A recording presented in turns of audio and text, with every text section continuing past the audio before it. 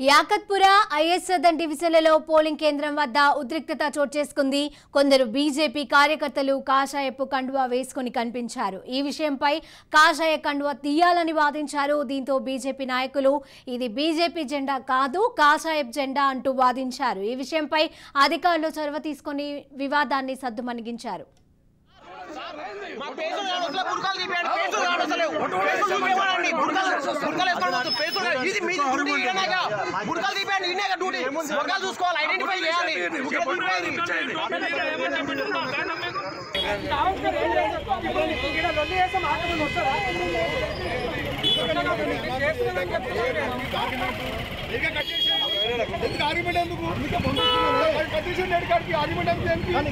దేశపాలు చేసుకోండి వాళ్ళు కామైపోయింది ఎందుకు 2 నిమిషాలు వాళ్ళు వస్తున్నాయి మేడం ఎంత కట్టేసి అది